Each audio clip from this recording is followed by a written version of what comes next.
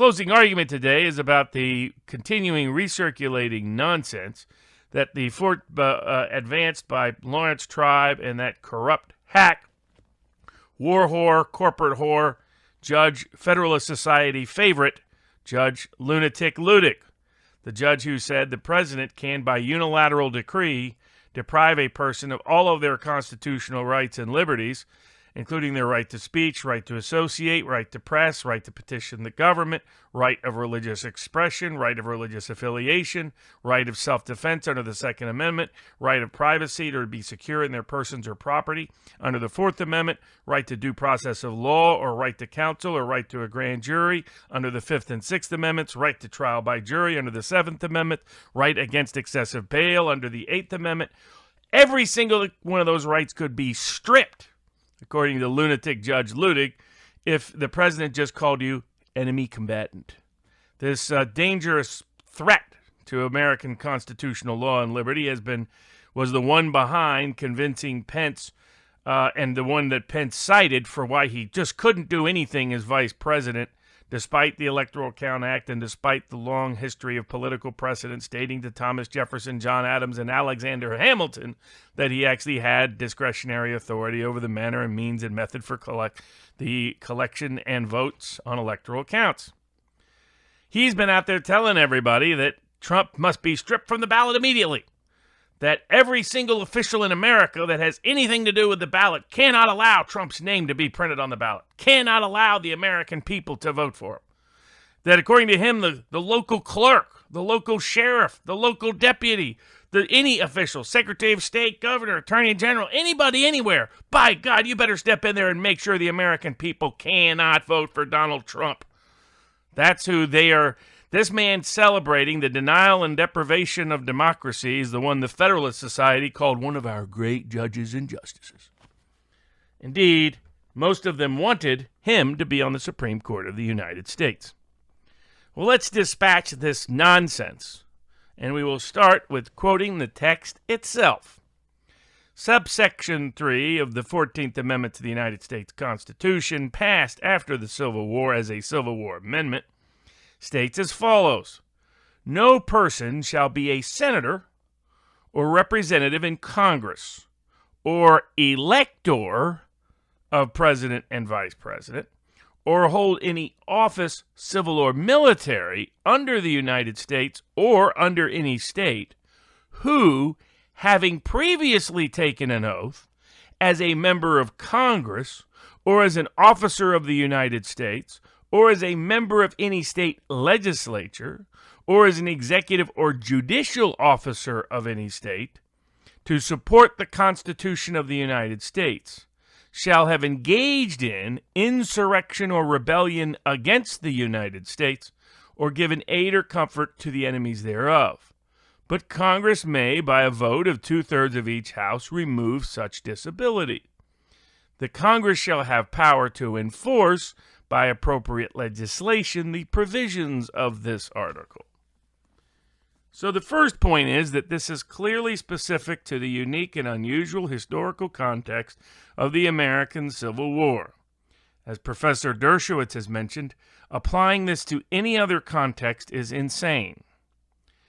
That's problem number one, but it is not by any means the only problem. There is the second simple practical policy problem, that if Judge Luttig and Professor Tribe's arguments were correct, then anybody could remove anyone from being on the ballot because that person, in their subjective belief, determined they didn't think that person was qualified. That's already been litigated because there were people who did think so about Barack Obama. There are people who did think so about John McCain. Barack Obama, the argument was he was not a natural-born citizen of the United States because he was born in Africa. Similarly, the claim was that John McCain was not a natural-born citizen of the United States because he was born in Panama. In fact, people sued saying, hey, Judge, we're not saying that these state officials have to remove these candidates from the ballot, but we're saying they have the discretion to do so. So they didn't even make the argument as nuts and extreme as loony Luttig did. Well, the courts addressed it, and what did they determine? In uniform, in unison, they determined that no local or state official has any authority to enforce these constitutional qualifications, period. Indeed, the only case to say otherwise said if a candidate admits themselves in their qualifying papers that they are not qualified, then and only then can a state official remove them from the ballot. Otherwise, it is a ministerial obligation, and most courts have said there's no discretionary exception ever, not even the exception I mentioned. It's a ministerial obligation, kind of like what Luttig told Pence the vice president's job was, by the way, in counting electoral votes, that it's a ministerial, which means you have no discretion whatsoever. You can only do, if you receive somebody's candidate, you have to put them on the ballot, as the Arizona Supreme Court, for example, ruled just a year or two ago. But that's only the second problem. Now let's go to the third problem. This clause does not even apply to the president. Let's read it again. No person shall be a senator or representative or elector of president and vice president, or hold any office, civil or military, which, by the way, that provision in other contexts has been consistently interpreted to refer to any office other than president, or any state office. The one person not included by deliberate choice is the President of the United States. That's the one who's not limited at all by this clause. And given the other provisions in the Constitution concerning qualifications to be president and concerning the impeachment clause as the exclusive remedy of removal of the president, then that establishes, frankly, beyond any doubt, that this clause doesn't even apply to the president. But let's go to problem number 4. Notice what this clause does not say. It doesn't say no person shall be on the ballot. It doesn't say no person shall be elected. It says you shall not hold the office. In other words, this is a qualification that would only apply to swearing the person in. It doesn't apply before then. It's not a ballot access condition or qualification of that kind. The fifth problem with the provision is that it explicitly it requires that while you are a member of an office that has taken an oath to the U.S. Constitution, that during that time you quote you engaged in insurrection or rebellion. Here again, let's look at the language used. It's when you have previously taken an oath to the U.S. Constitution as a member of Congress. Trump wasn't a member of Congress. As an officer of the United States, that has been universally interpreted to not apply to the president. As a member of any state legislature, again, not Trump. As an executive officer of any state, again, not Trump. Judicial officer of any state, again, not Trump.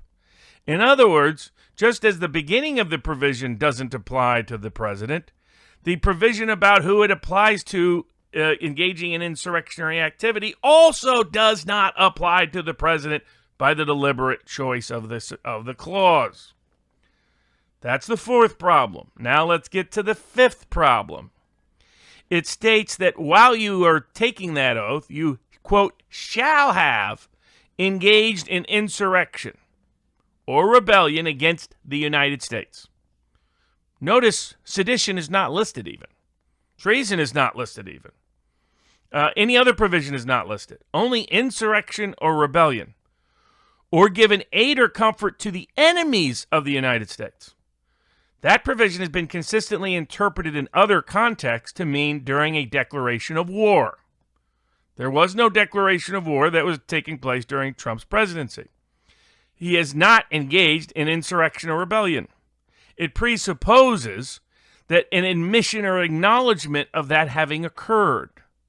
Now, why would this provision, shall have engaged in insurrection or rebellion, be assumed by the clause crafters and those who voted in its favor of putting it into the Constitution?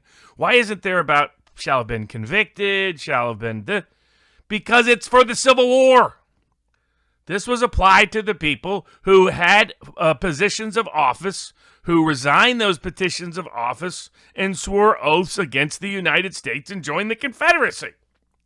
The people who admitted and acknowledged they were involved in an insurrection or rebellion against the United States, though they believed they had the right to do so.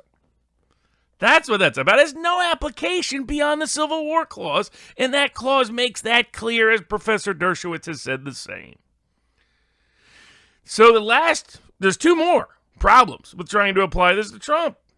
The next is it says Congress can remove this disability by 2/3 of each house. And guess what? They did twice. They issued broad pardons. That's why it has no application now, period. And last but not least, who does it give the power to enforce this position? Not any local or state government official, contrary to the lie of Judge Luttig. In fact, it only gives this power to, quote, the Congress shall have the power to enforce. It doesn't say the court shall have power to enforce. It doesn't say the president shall have power to enforce. It doesn't say any local or state official shall have the power to enforce.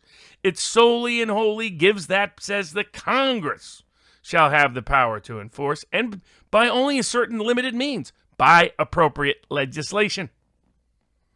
Here, they passed 42 U.S.C. 1983 and a bunch of other provisions that enforce this against the states that allow you to sue for civil rights violations. That's the statute that gives you that authority. So there is such appropriate legislation for that. There's none for disqualifying someone from office, nor disqualifying them from access to the ballot. Again, because it was a Civil War provision, and it was one where they removed that disability themselves by more than 2/3 vote. That is why this provision, 14th Amendment provision, has absolutely no application to President Trump, and anyone arguing otherwise is making an absurd and asinine argument whose credence and credibility you should never trust again. That doesn't mean some wayward whack job won't try it.